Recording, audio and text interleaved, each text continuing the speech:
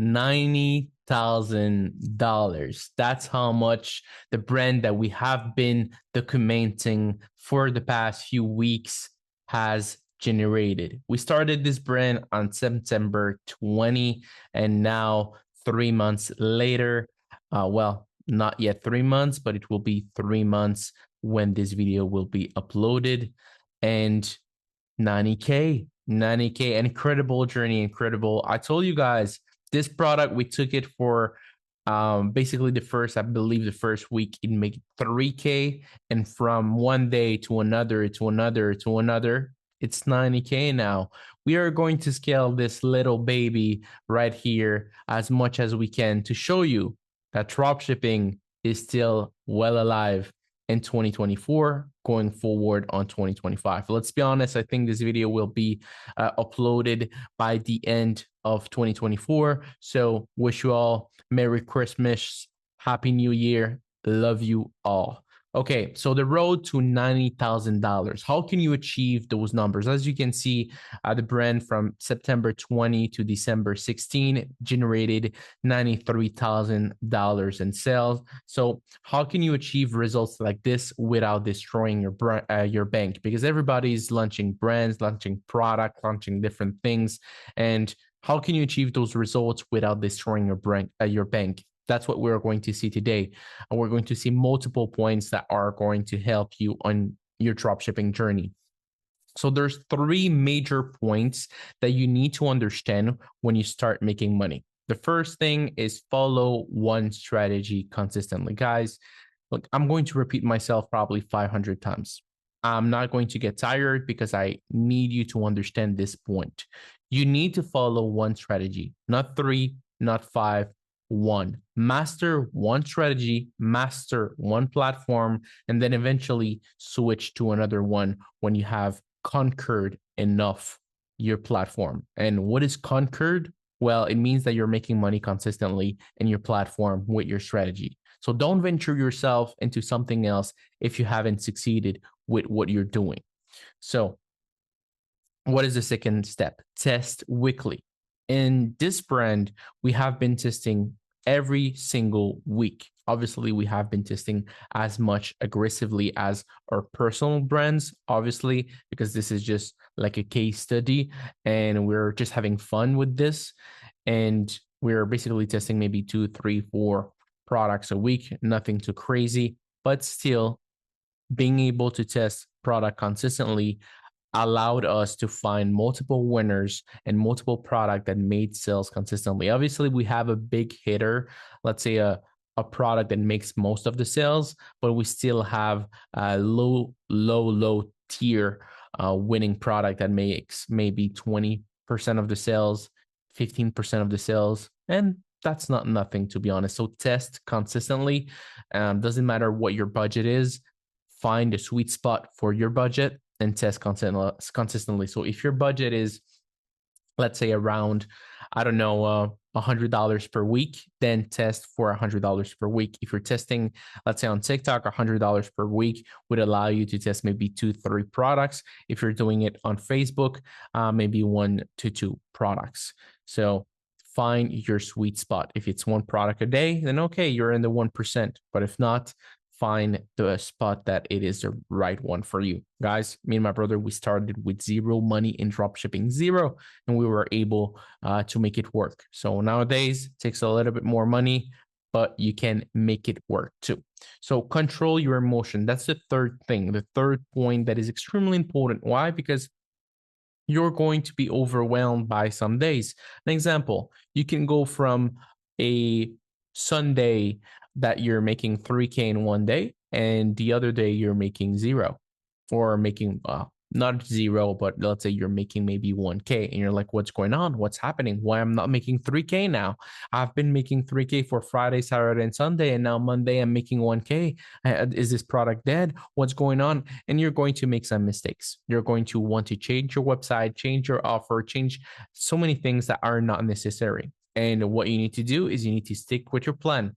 Things are working. It's just that you need to understand that people don't buy on Mondays.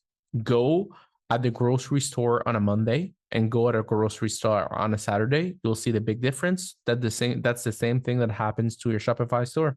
Obviously, it's always changing, ever changing. What I mean is maybe your product only sells on Monday, but the majority of the time, the majority of the product that we have tested, the majority of the winners that we had mostly sell on the weekend, and on the beginning of the week, Monday and Tuesday, isn't performing really well. But we know that, so we don't care. We just run it, make profit on those days at low budget, and we scale back up at high budget when it comes down to the weekend. That's it. That's what we do. So we control emotion, we control our spending, we control basically everything. And once you have tested enough products that follow your rules and you find a winner, this is just the beginning. Now you need to focus and shift and maintaining the profitability, because that's the thing, guys, that you need to understand. Well, you probably haven't understood any word that I just said in the past 10 seconds. But what I mean is, okay, if you find a winner, this is just the beginning, because you're going to probably make money for the next week or the next 2 weeks. But what if you want to make money for the next 3 months, 5 months, 1 year, 2 years with the same products? Well, you always need to visualize the long-term route. Maybe your product will die 3 months from now, but maybe it will last a few years. Who knows? So you need to prepare yourself for both. So how do you do that? By giving your chance and giving the product the chances that it needs to tell you how long it's going to last. So if you're testing products consistently, you find a winner, and now you need to focus on other things. What are those other things?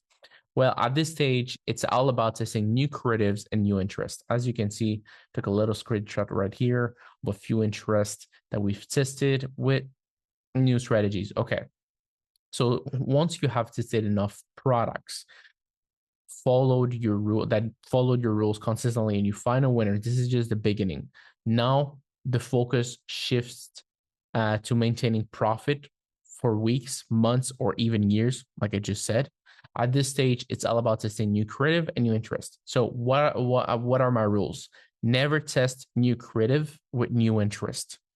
Don't do that, because you don't know, is it a not good selected interest or not good creative?